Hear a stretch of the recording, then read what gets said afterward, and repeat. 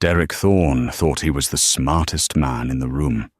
He thought forensic accountants were a joke, and that his wife, Sophie, was just a quiet, naive woman he could discard for a younger model. When the judge slammed the gavel, finalizing the divorce, Derek actually smiled. He kept the penthouse, the cars, and 100% of his company, Vertex Dynamics. He thought he had pulled off the heist of the century. But Derek forgot one crucial rule of business: always know who really owns your debt. He didn't know that the signature on his loan documents didn't belong to a bank.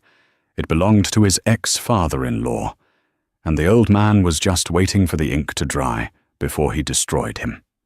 The conference room at Vanderbilt Stone & Associates smelled of polished mahogany and expensive fear. But for Derek Thorne, it smelled like victory. He sat on the plush leather chair, leaning back with a casual arrogance that made his own lawyer, a nervous man named Harrison, check his watch for the third time. Across the massive table sat Sophie. She looked smaller than usual, wrapped in a beige cardigan that seemed to swallow her frame. She wasn't crying. She wasn't screaming. She was just staring at the thick stack of documents in the center of the table. "Are we doing this, or are we just going to stare at each other?" Derek asked, checking the notifications on his phone. He had a reservation at Le Bernardin in 2 hours. Jessica was waiting. Sophie's lawyer, a sharp-faced woman named Ms. Kincaid, adjusted her glasses. "Mr. Thorne, my client is prepared to sign the agreement as stipulated. However, we want to be absolutely clear on the terms regarding Vertex Dynamics." Derek suppressed a smirk. This was the part he had been sweating over for 6 months. Vertex Dynamics was his baby. It was a logistics software company currently valued at $40 million, with a projected IPO that would push it into the billions. He had spent the last year funneling assets through shell companies in the Cayman Islands, suppressing the quarterly reports, and making the company look like it was bleeding cash. He had cooked the book so thoroughly that, on paper, Vertex looked like a sinking ship. "The terms are clear," Harrison said, his voice trembling slightly. "Derek keeps 100% of Vertex Dynamics and assumes all its current debts. Sophie receives the lump sum of $2 million, the lake house in Vermont, and she relinquishes all future claims on Derek's business assets." Derek looked at Sophie. "It's a good deal, Soph. The company is in debt. You don't want that headache. I'm doing you a favor taking it off your hands." It was a lie. A massive, quantifiable lie. The debt was internal, owed to a holding company Derek secretly controlled. Once the divorce was final, he would forgive the debt. The company's value would skyrocket, and he wouldn't have to give Sophie a dime of the real profits. Sophie finally looked up. Her eyes were dull, tired. "And the non-compete?" she asked softly. "Dropped," Derek said magnanimously. "You want to start your little flower shop or whatever? Go ahead. I won't stop you." Sophie nodded slowly. She reached for the Mont Blanc pen resting on the table. Her hand didn't shake. She flipped to the back page, where the lines awaited their fate. Scritch. Scratch. Sophie Thorne. It was done. Derek felt a rush of dopamine hit his brain so hard he almost laughed out loud. He grabbed the pen immediately after her, signing his name with a flourish. Derek Thorne. "There," Derek said, standing up and buttoning his bespoke suit jacket. "It's over." "Yes," Sophie said, her voice barely a whisper. She stood up, gathering her purse. She didn't look angry. She didn't look sad. She looked relieved. "Goodbye, Derek." "Take care, Sophie," he said, already texting Jessica. "Done, free man. Champagne is on me." As Sophie and Ms. Kincaid walked out of the heavy oak doors, Derek turned to Harrison and high-fived him. "We did it, Harry. We actually did it. She has no idea what Vertex is actually worth." Harrison wiped sweat from his forehead. "Derek, you need to be careful. If they ever find out about the Cayman accounts. They won't, Derek scoffed. Sophie doesn't know the difference between a balance sheet and a bed sheet. And her family. Please. Her dad is some retired antique dealer in Connecticut. They don't have the resources to audit me. Derek walked over to the window, looking out at the Manhattan skyline. The sun was setting, painting the city in gold, a reflection of his future. He had the girl, he had the money, and now he had total freedom. He didn't notice that Ms. Kincaid had left a single file folder on the far end of the table. It wasn't part of the divorce papers. It was a thick, black folder with a single logo embossed on the front in silver leaf. Sterling Holdings, LLC. Derek grabbed his briefcase, whistling a tune. He walked out of the law firm, stepped into the elevator, and descended 40 floors, feeling weightless. He didn't know that 40 floors up, in a different office in the same building, a phone call was being made. "It's signed," Ms. Kincaid said into the receiver. On the other end of the line, a deep, gravelly voice responded. "Good. Initiate phase 1. Freeze the credit lines." "Immediately, Mr. Sterling." 3 weeks later, the ink was dry, and Derek was living inside a music video. He had moved Jessica into the penthouse. Jessica was 24, an influencer with a stunning smile and a taste for things that sparkled. She had redecorated the apartment, replacing Sophie's tasteful, muted art with gaudy modern pieces and velvet furniture. Derek didn't care. He was too busy preparing for the Vertex relaunch. He stood in his office at Vertex Dynamics headquarters, looking at the large screen displaying the company's metrics. Projections are up 400%, his COO, a sycophant named Greg, said. Now that we don't have to hide the revenue, we can finally announce the partnership with the logistics firms in Europe. "Launch it," Derek said, sipping an espresso. "I want a press release out by noon. Vertex Dynamics emerges from restructuring stronger than ever." Use those words. "You got it, boss." Derek sat down at his desk. He opened his banking app. The $2 million he had paid Sophie was a dent, sure, but he had $10 million sitting in the offshore account, ready to be reinvested back into Vertex as angel capital. This would legitimize the money. It was the perfect laundry cycle. He clicked on the transfer button to move the first tranche of $500,000 from his shell company, Blue Horizon Ltd., to Vertex's operating account. Processing. The little wheel spun. Error. Transaction declined. Code 404. Derek frowned. He clicked it again. Error. Account frozen. Please contact your financial institution. What the hell? Derek muttered. He picked up his office phone and dialed the private banker he used in the Caymans. "This is the voicemail of..." He hung up and tried again. Straight to voicemail. A cold prickle of irritation ran down his neck. He tried to log in to the Vertex primary business account at Chase. He needed to make payroll in 2 days. Access denied. Administrative lock in place. Derek slammed the mouse down. "Greg!" he shouted. Greg ran in. "Yeah, Derek?" "Why is the business account locked? Did you mess up the password?" "No, I was just coming to tell you. The corporate credit cards were declined. I tried to order the catering for the launch party, and the Amex black card bounced." "Bounced?" Derek stood up, his face flushing red. "That card has a $2 million limit. It doesn't bounce." "It did. The vendor said the issuer marked the card as stolen or compromised." "Compromised?" Derek grabbed his jacket. "It's a glitch. It has to be. I'm going to the bank." He stormed out of the office, ignoring the confused looks of his employees. He drove his Porsche Panamera a little too fast down the street to the local branch. He marched inside, demanding to see the manager. 10 minutes later, he was sitting in a cubicle across from a branch manager named Mrs. Gable, who looked uncomfortable. "Mr. Thorne," she said, typing on her keyboard, "I see the issue here. A lien has been placed on all accounts associated with Vertex Dynamics and your personal accounts." "A lien? By who? The IRS?" Derek's heart skipped a beat. If the IRS was involved, he was dead.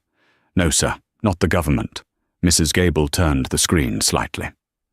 "It's a commercial lien based on a breach of contract regarding your primary business loan."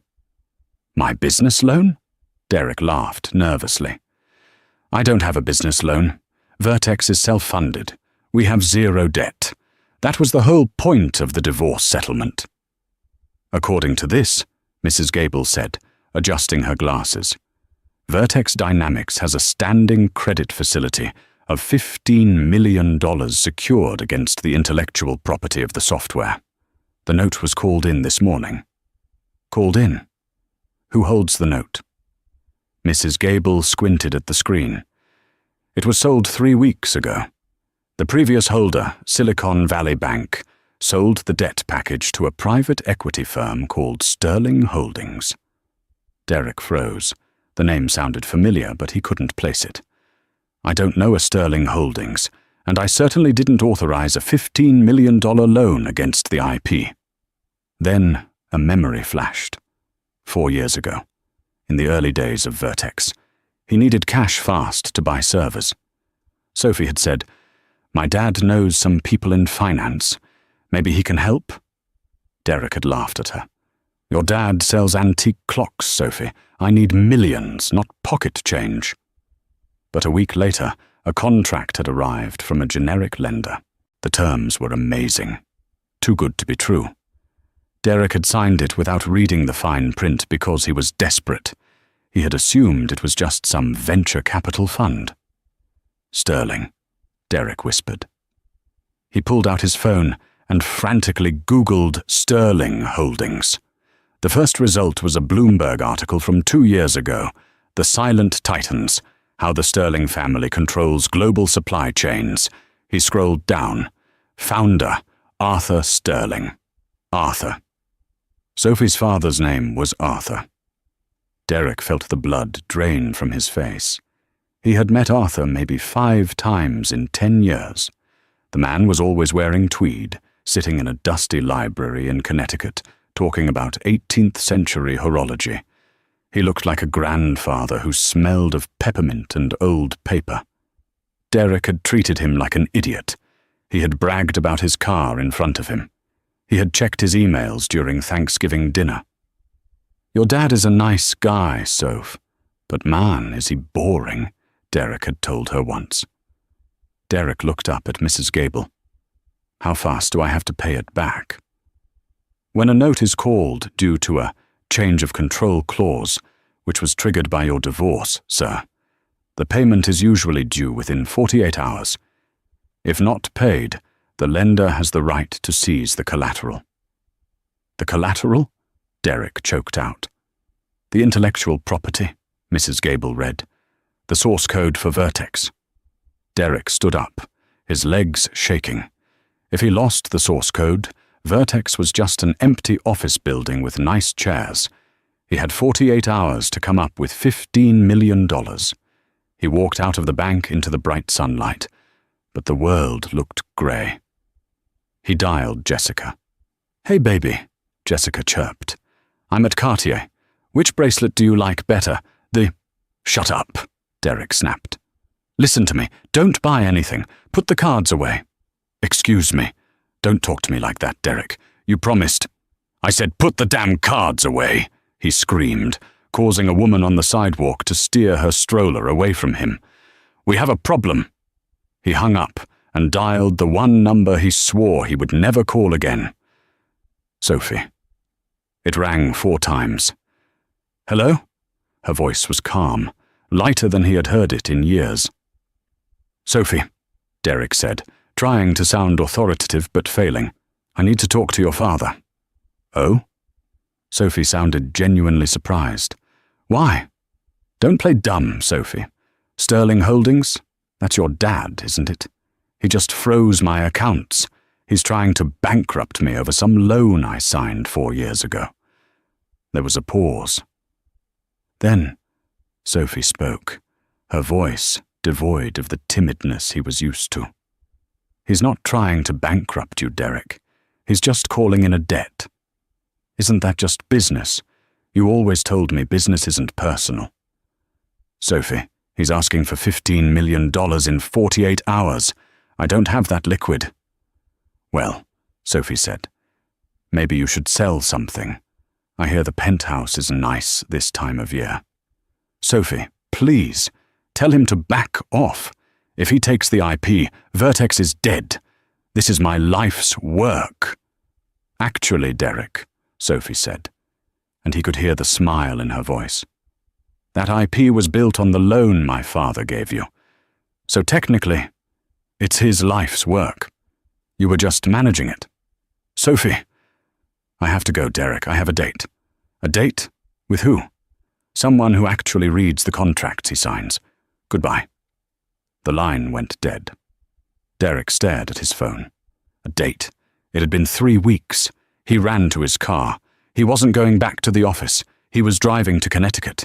He was going to confront the old man in his dusty library and threaten him with a lawsuit that would bury him. Derek sped onto the highway, the speedometer climbing to 90. He didn't know that he was driving straight into the lion's den. Arthur Sterling wasn't an antique dealer. That was his hobby. Arthur Sterling was the man who taught Wall Street how to kill.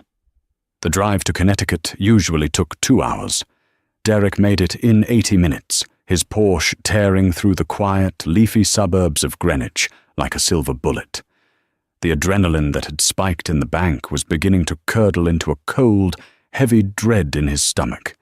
He kept replaying the last 10 years in his head. Arthur Sterling. The man wore sweater vests. He drove a 10-year-old Volvo. He lived in a house that, while large, was old and drafty, a colonial relic that smelled of cedar and dust. There was no way that man was a titan of industry. Sophie must have been lying. It was a bluff, a desperate, final claw swipe from a woman scorned. Derek turned off the main highway onto the private road leading to the Sterling estate. He expected the usual rusted iron gate that always squeaked when it opened. Instead, he was met by a wall of reinforced steel and stone. The old gate was gone. In its place stood a formidable security checkpoint that looked more like the entrance to a military base than a retiree's home. A camera mounted on a black pillar swiveled, focusing its lens directly on Derek's face through the windshield. Derek rolled down his window as a uniformed guard stepped out of the booth. This wasn't the local neighborhood watch. The guard was wearing a tactical vest, and the emblem on his shoulder read, "Blackstone Security." "Name?" the guard asked, his voice flat. "Derek Thorne. I'm family. Let me in." The guard didn't blink. He tapped a tablet. "Mr. Thorne, ex-family. You're not on the guest list." "Guest list? I've been coming here for Thanksgiving for a decade. Open the damn gate or I'll call the police." "I wouldn't do that, sir," the guard said, resting his hand casually near his belt. "Mr. Sterling is expecting you, but he left specific instructions. You leave the car here. You walk up." "Walk?" Derek looked up the winding driveway. It was a 1/4 mile uphill in the drizzling rain. "Are you joking?" "Gate opens for pedestrians only," the guard said, pressing a button. A small side door in the steel wall buzzed and clicked open. Derek cursed, slamming his fist against the steering wheel.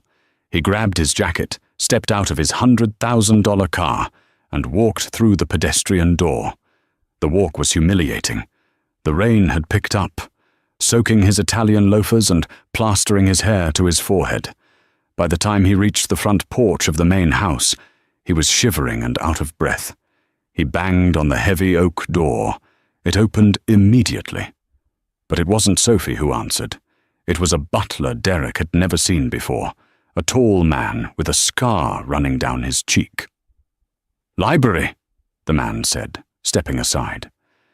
Derek stormed past him, his wet shoes squeaking on the pristine marble floors. He marched down the hallway, throwing open the double doors to the library. "All right, Arthur," Derek shouted, his voice echoing off the walls. "Enough of these games. You can't just freeze my—" The words died in his throat.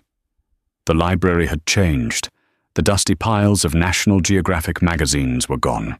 The faded floral armchairs were replaced by sleek, dark leather Chesterfield sofas.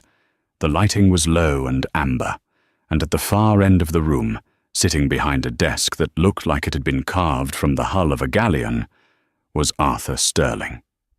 He wasn't wearing a sweater vest. He was wearing a charcoal three-piece suit that fit him with the precision of armor. He was inspecting a diamond through a jeweler's loop, the light catching the stone's brilliance. Arthur didn't look up. "You're dripping on my Persian rug, Derek. That rug is older than your country." "Arthur," Derek said, his voice trembling with a mix of rage and sudden, overwhelming intimidation. "What is this?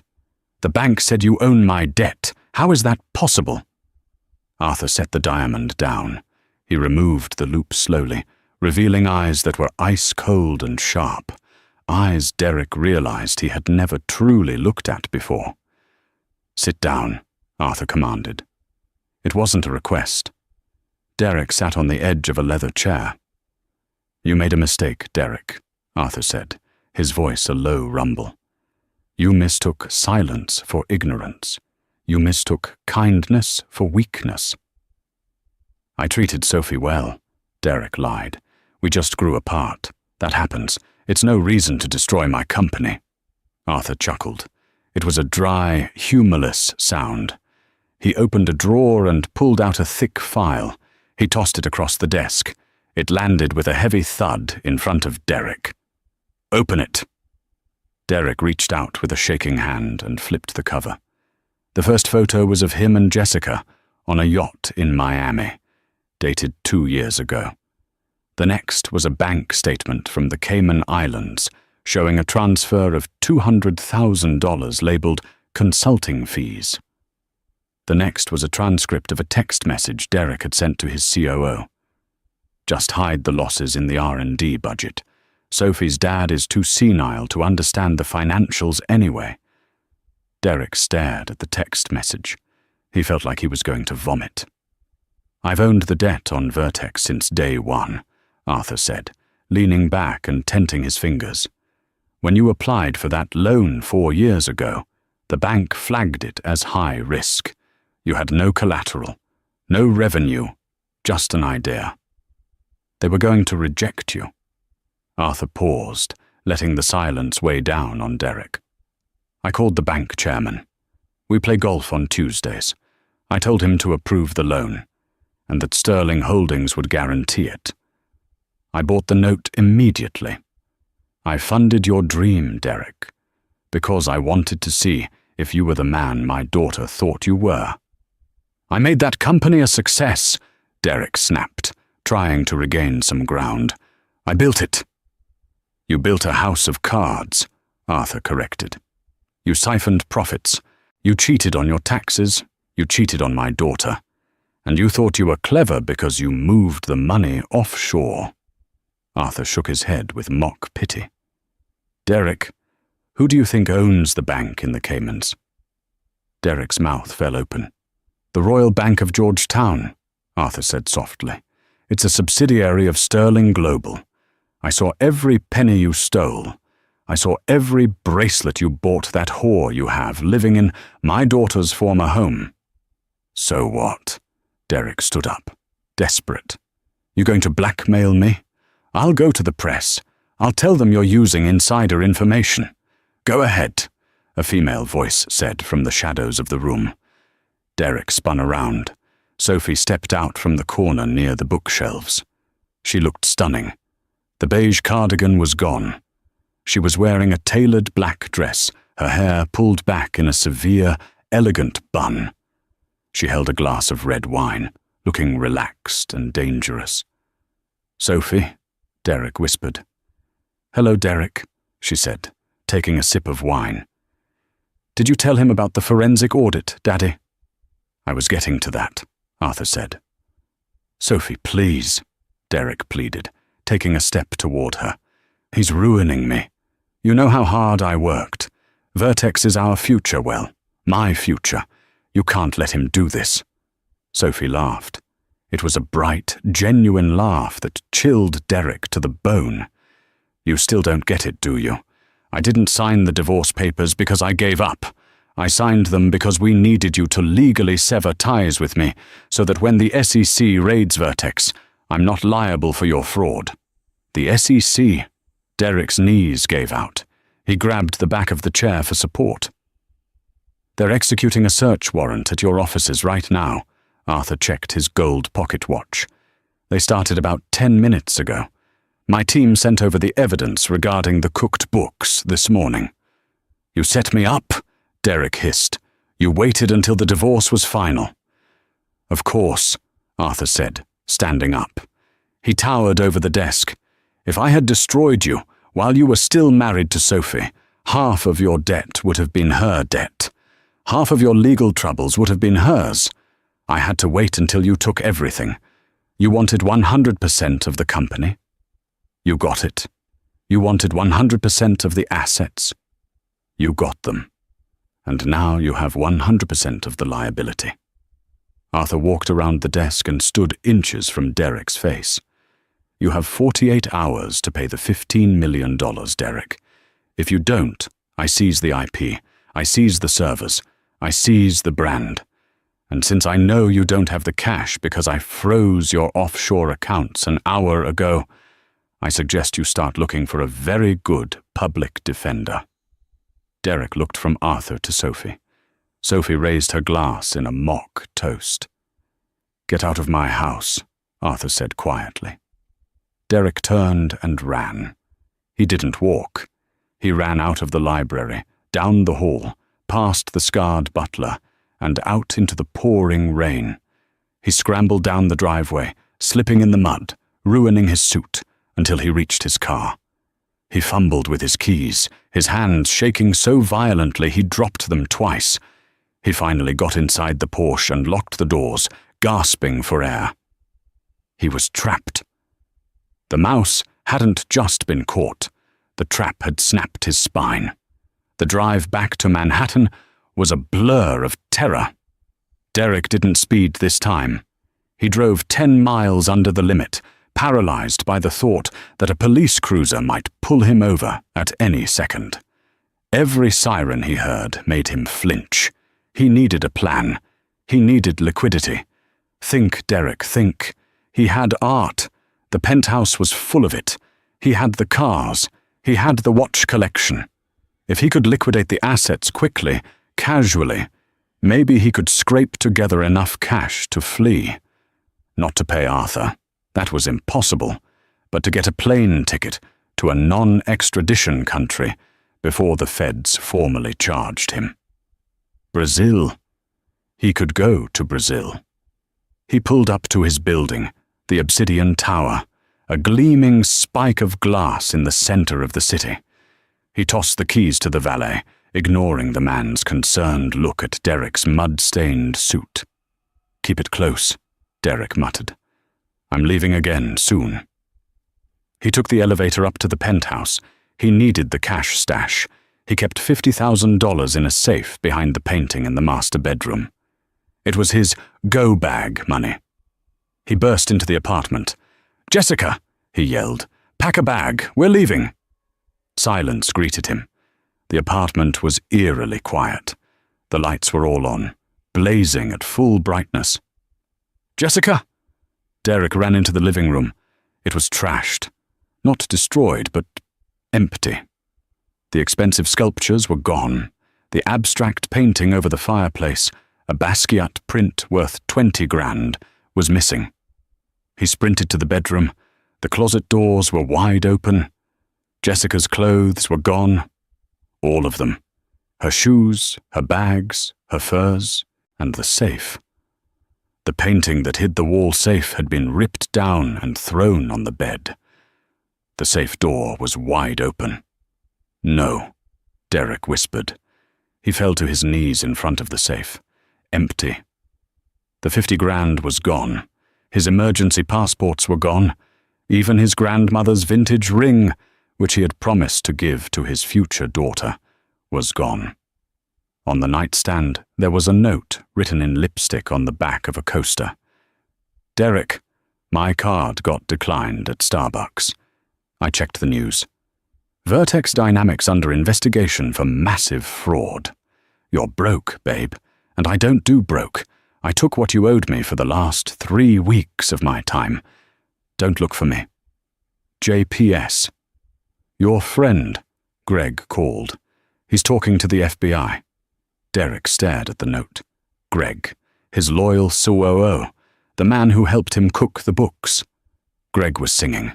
A primal scream ripped from Derek's throat. He swept the lamp off the nightstand, smashing it against the wall. He kicked the bed frame, heaving with dry sobs. He was alone. Completely and utterly alone. Buzz. Buzz. His phone vibrated on the floor where he had dropped it. He picked it up. An unknown number. "Hello?" he answered, his voice a broken croak.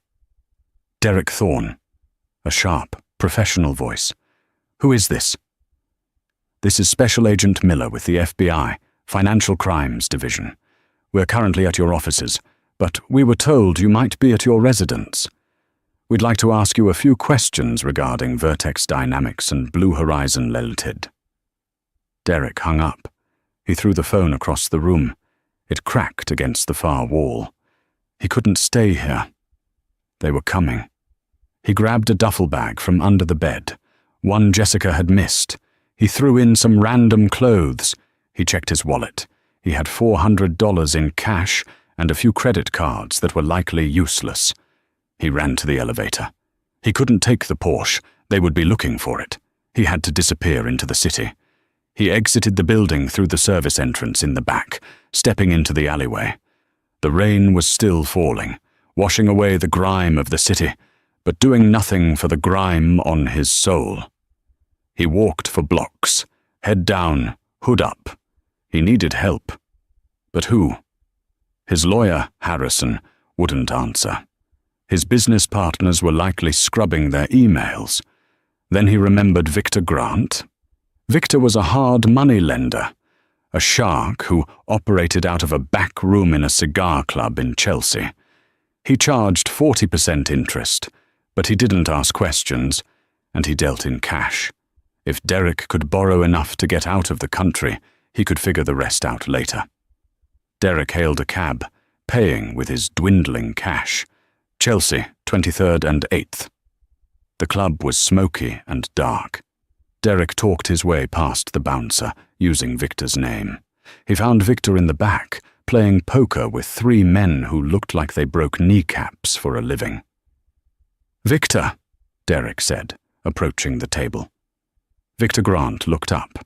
He was a bald man with a thick neck and expensive rings on every finger. "Derek Thorne. You look like hell. I saw the news on the ticker. Big trouble." "It's a misunderstanding," Derek said quickly, leaning in. "A hostile takeover attempt. I just need a bridge loan, just until I can access my offshore funds. 50,000. I'll pay you back double in a month." Victor laughed. He didn't look at his cards. He looked at Derek with amusement. 50,000 for a dead man walking? "I'm good for it, Victor. You know Vertex. We're worth millions." "You were worth millions," Victor corrected. "Now you're radioactive." Victor took a puff of his cigar. "And besides, even if I wanted to help you, I can't." "Why not?" "Because I got a call about an hour ago," Victor said, his eyes narrowing. "From a Mr. Sterling." Derek felt the blood leave his face again. Arthur. He had reached everywhere. "He told me that anyone who assists Derek Thorne in evading federal authorities will be considered an accomplice to money laundering," Victor said. "Now, I operate in the grey, Derek, but I don't mess with the feds. And I definitely don't mess with Arthur Sterling. That old man knows where all the skeletons are buried because he dug the graves." Victor pointed to the door. "Get out, before I call the cops myself, to get some goodwill with the Bureau." Derek backed away. The room seemed to spin. He stumbled back out onto the street. It was night now. The city lights blurred in the rain. He had no money, no allies, no home he could return to. He walked aimlessly for hours. He found himself standing in front of the Vertex Dynamics office building. His name was still on the sign in the lobby. He tried the front door. Locked. He pressed his face against the glass.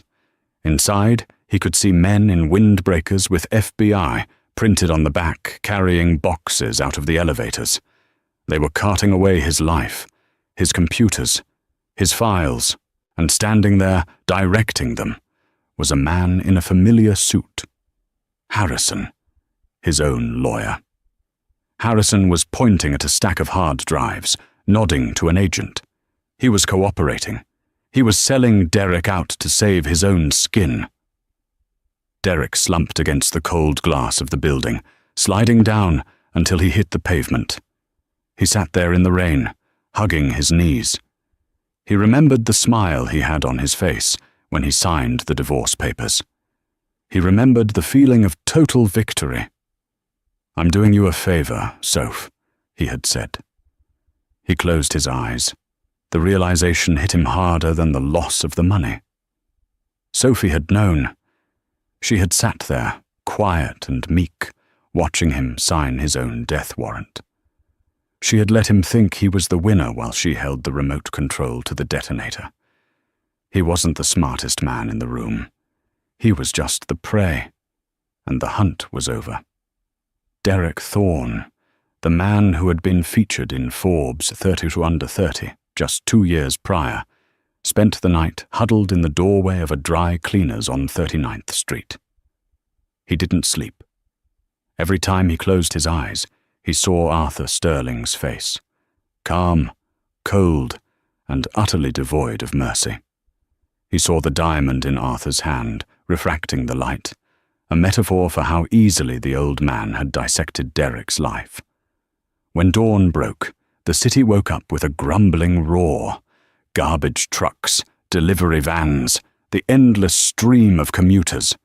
Derek felt exposed. He was wearing a soiled Armani suit, clutching a duffel bag, looking like a high-end ghost, haunting the gutters. He needed to move. He had $400. He could buy a bus ticket. He could go to Ohio, or maybe further, to the Dakotas, somewhere where they didn't care about software IPOs or SEC violations. He pulled his hood down low and walked toward the Port Authority bus terminal. His heart hammered against his ribs like a trapped bird. He kept his head down, avoiding eye contact. He made it to the ticket counter. The place smelled of diesel fumes and stale coffee. "1 ticket to Bismarck," Derek mumbled to the woman behind the plexiglass. "Bismarck, North Dakota?" she asked, popping gum. "That's a long haul, honey. 3 transfers. Leaves in 20 minutes. Fine, just give it to me." He slid $300 under the glass. She printed the ticket.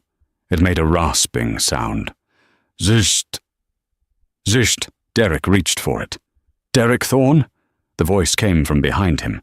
It wasn't loud, it was conversational. Derek froze. He didn't turn around. He just closed his eyes. "Don't run, Derek," the voice said. "There are 4 agents at the exits, 2 uniformed officers by the escalator. If you run, you'll just get tackled on the dirty floor, and you're already having a bad enough day." Derek turned slowly. Standing there was a man in a navy blue windbreaker with yellow lettering on the chest. FBI. It was the man from the phone. Special Agent Miller. He looked like a math teacher.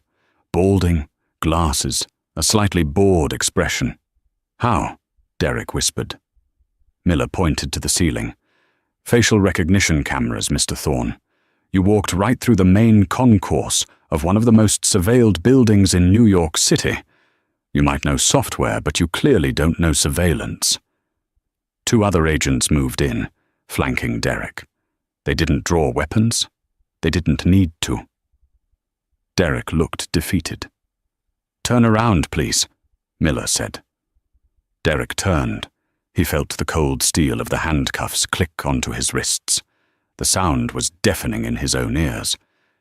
"Derek Thorne, you are under arrest for securities fraud, wire fraud, conspiracy to commit money laundering, and violation of the Sarbanes-Oxley Act. You have the right to remain silent." As Miller recited the Miranda rights, Derek looked around. People were watching. Some were filming with their phones. A teenager in a hoodie was live streaming it. "Yo, they just busted some rich guy at Port Authority," the kid shouted at his phone. Derek lowered his head. The shame was a physical weight, heavier than the chains. The interrogation room at the Federal Plaza was exactly like the movies, only colder. The air conditioning was blasting, and the fluorescent light buzzed with a headache-inducing frequency. Derek sat at the metal table, handcuffed to the chair. He had been there for 3 hours. No water, no lawyer. Finally, the door opened. Agent Miller walked in, carrying a thick binder and 2 cups of coffee. He sat down, placing 1 cup in front of himself and leaving the other just out of Derek's reach. "So," Miller said, opening the binder, "we've been going through the hard drives from Vertex, and the files your lawyer, Mr. Harrison, provided." "Harrison is a liar," Derek croaked.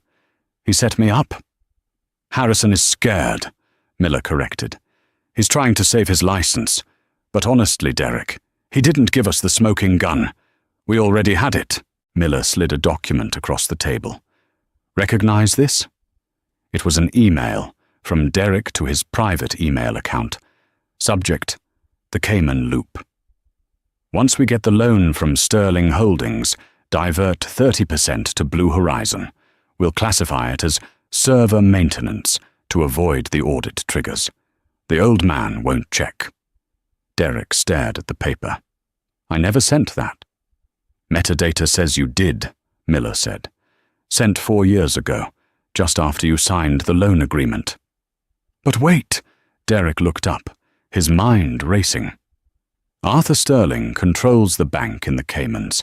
If he saw this transaction, why did he let it happen? Why wait 4 years?" Miller took a sip of coffee. He looked at Derek with something almost like pity. "That's the question, isn't it? Why let you dig the hole so deep?" Miller leaned in. "We spoke to Mr. Sterling's legal team this morning. They've been cooperating fully. They claim they only discovered the discrepancies during a pre-divorce audit conducted last month. They handed everything over to us on a silver platter." "He knew!" Derek shouted, rattling the handcuffs. "He owns the bank. He watched me do it. It's entrapment." "It's not entrapment if you're the one clicking send, Derek," Miller said calmly. "Mr. Sterling might be a shark, but you're the one who swam into his mouth. You committed the fraud. You moved the money. You lied to investors." Miller flipped the page. "But here's the kicker. The money you moved to Blue Horizon, the $10 million you thought was sitting there waiting for you. What about it? It's gone. Bullshit. I checked the balance yesterday. It was frozen, but the balance was there." "It was a mirror site," Miller said. "A spoof. The Royal Bank of Georgetown moved those funds into a blocked escrow account the moment they arrived, per their anti-money laundering protocols. They never actually credited your shell company. They just let you see a number on a screen so you'd keep depositing." Derek felt the room spin. "So I never had the money? You were stealing into a black hole," Miller said. "Arthur Sterling didn't just catch you, Derek. He let you rob yourself. Every dollar you stole from Vertex went right back into a holding account controlled by the bank." controlled, ultimately, by him. Derek slumped back in his chair. The magnitude of the defeat was absolute. It wasn't just a trap, it was a masterclass in patience. Arthur had watched him for 4 years, letting him believe he was a criminal mastermind, while all the while Derek was just a squirrel hiding nuts in a trap. "What happens now?" Derek whispered. "Now?" Miller closed the binder. "Now you're looking at 20 years, unless what? Unless you can give us something on someone bigger. But let's be honest, Derek. You're not a player. You're not a kingpin. You're just a greedy husband who thought he could outsmart a billionaire." Miller stood up. "We're arraigning you tomorrow. Get comfortable, it's going to be a long night." Miller walked out, taking the extra coffee with him. Derek stared at the metal table, seeing his own reflection in the brushed steel. He looked old. He looked broken. He had smiled when he signed the divorce papers. He had smiled. He started to laugh, a dry, jagged sound that bounced off the soundproof walls. He laughed until he was crying. The courtroom was packed. It wasn't just a trial, it was a spectacle. Journalists, former employees of Vertex, and the curious vultures of New York society filled the wooden benches to watch the fall of the tech darling. Derek sat at the defendant's table in an orange jumpsuit. The judge had denied him bail, citing him as a flight risk. His public defender, an overworked woman named Ms. Alvarez, looked exhausted before the hearing even began. "All rise," the bailiff bellowed. Judge Garrison, a man known for harsh sentences on white-collar crime, peered over his glasses. "The United States vs. Derek Thorne." The prosecutor, Weiss, wasted no time. He painted Derek not as a visionary, but as a common thief who had looted his own company. Then came the killing blow. "Your Honor," Weiss said, "we move to have control of Vertex Dynamics returned to the primary creditor, Sterling Holdings, to save the company and the employees' jobs." "Objection!" Ms. Alvarez stood up. "Motion granted," Judge Garrison ruled immediately. "Stewardship is transferred to Sterling Holdings."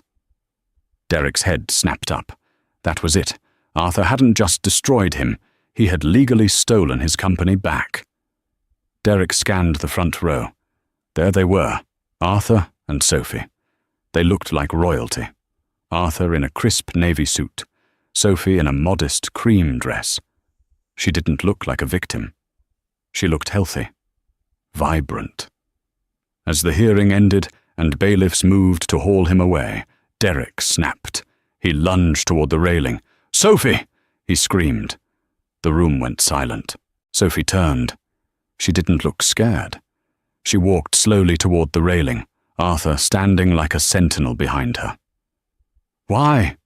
Derek panted, restrained by 2 guards. "You could have just divorced me. Why destroy everything?" Sophie looked at him with a chilling disappointment. "You broke the contract, Derek." "The marriage contract? I know I cheated." "Not the marriage contract," she said softly. "The one with my father. He told you he would open doors for you. He funded you. He made you. But you didn't just cheat, Derek. You humiliated me. You moved that girl into our home. You called my father senile to your friends." She leaned in closer. "My father doesn't mind thieves, but he loathes ingratitude, and he hates arrogance." "So this is a lesson?" Derek spat. 20 years in prison is a lesson?" "No," Arthur spoke up, his voice a deep gravel rumble. He stepped forward, placing a hand on Sophie's shoulder. "This is a liquidation." Arthur looked at Derek with dead eyes. "You were a bad investment, Derek. We're just writing you off." "I'll appeal," Derek shouted as the guards dragged him back. "I'll write a book." "Who will publish it?" Arthur asked calmly. "I own the publishing houses too." Sophie took her father's arm, and they walked out down the center aisle, flashbulbs popping. They were the heroes of the narrative. Heiress saves father's legacy, from fraudulent husband. Derek spent the next 3 months in the Metropolitan Correctional Center. The reality of the Wolf of Wall Street lifestyle dissolved into concrete walls and steel toilets. 2 weeks before the trial, Ms. Alvarez visited him. She didn't have good news. "Stop writing letters, Derek," she said, sliding a document across the table. "You need to take the plea deal." "I'm not pleading." "You have to. They added a RICO charge." "RICO? That's for the mafia." "They have a new witness." She lowered her voice. "A forensic accountant from Sterling Holdings. He testified that the Vertex software never actually worked, that it was all smoke and mirrors, propped up manually by Arthur Sterling's logistics team to make you look successful." Derek sat back, stunned. The glitches, the crashes that magically fixed themselves. He hadn't built a tech empire. He had been a child playing with a toy steering wheel while Arthur drove the car. "If you go to trial, you get 30 years, Ms. Alvarez said. "The plea is 15, out in 8 with good behavior." Derek looked at the document. Plea agreement. Guilty on all counts. He looked at the signature line. He remembered the last time he signed a document. The divorce papers. He remembered how he had smiled, thinking he had won. With a shaking hand, he picked up the cheap plastic pen. He realized now that the game had been rigged before he even sat at the table. He signed. 5 years later. The Federal Correctional Institution in Otisville was a grey slurry of routine. For inmate Danjano 78204054, formerly known as Derek Thorne, the days were measured in head counts and the taste of stale oatmeal. He had aged 20 years in 5. The arrogance that once defined his stride was gone, replaced by the shuffle of a broken man. He worked in the prison library now, a quiet job that gave him access to his only lifeline: old magazines. It was a Tuesday in November when the knife twisted for the final time. Buried at the bottom of a donation stack was a pristine copy of Forbes, only 2 weeks old. Derek picked it up, his breath hitching. Staring back at him from the glossy cover was Sophie. She looked magnificent in a white power suit, her hair cut in a sharp, modern bob. She wasn't the timid housewife he had discarded. She looked like a predator. The headline read, "The Queen of Logistics, How Sophie Sterling Turned a Failing Startup into a $10 billion empire." Derek's hands shook as he read. The article detailed the meteoric rise of Sterling Vertex. It credited the company's success to a proprietary AI algorithm from the Sterling family archives. It was a complete rewrite of history. Derek was mentioned only once, in a single, humiliating paragraph. After the departure of original founder Derek Thorne, due to fraud convictions, the Sterling family took direct control. He was just a footnote, a departure. He turned the page and his heart stopped. There was a sidebar titled, "The Team That Protects the Empire." It featured a photo of a sleek glass office. In the center stood a woman with glasses and brunette hair, but the smile was unmistakable. It was the same smile that had charmed him at a Tribeca bar. The same smile that had whispered, "You deserve better than Sophie." It was Jessica. The caption read, "Jessica Vance, Head of Corporate Counterintelligence." A 10-year veteran of Sterling Holdings, Vance specializes in internal audits and competitive threat neutralization. The magazine slipped from Derek's fingers. 10 years. She hadn't been an influencer. She hadn't been a random mistress. She had been an employee of Sterling Holdings the entire time. The memories crashed into him like a tidal wave. The accidental meeting at the bar. The way she constantly asked how he moved his money. The way she pushed him to spend lavishly on cars and jewelry, burning through his liquidity so he would be broke when the hammer dropped. She hadn't stolen the cash from his safe to run away. She was an asset recovery agent returning it to the company treasury. It wasn't just a trap. It was a perfectly scripted play. Arthur Sterling hadn't just waited for Derek to fail. He had sent an agent to ensure it. They had fed his ego, accelerated his greed, and guided him hand in hand to the slaughterhouse. "Thorne, count time!" a guard barked. Derek stood up, leaving the magazine on the floor.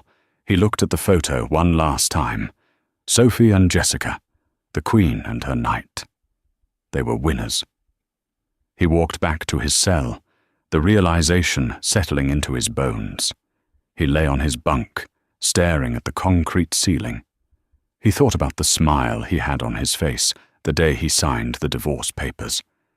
He had felt so powerful, so free. He realized now that the mouse never truly wins the maze.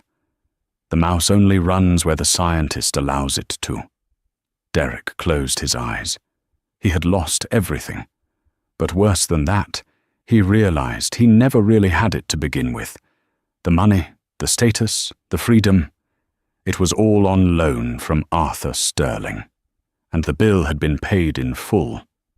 And that is the story of Derek Thorne, a man who thought the grass was greener on the other side, only to find out the other side was owned by his father-in-law. It's a brutal reminder that in the world of high-stakes business and old money, what you see is rarely the full picture. Derek signed his name on the dotted line without reading the room, and it cost him his freedom. If you enjoyed this story of twists, betrayal, and karmic justice, please smash that like button. It really helps the channel grow. Don't forget to subscribe and hit the notification bell so you never miss a new story. And let me know in the comments. Do you think the punishment fit the crime, or did the Sterlings go too far? Share this video with a friend who needs a reminder to always read the fine print. Thanks for watching, and I'll see you in the next one.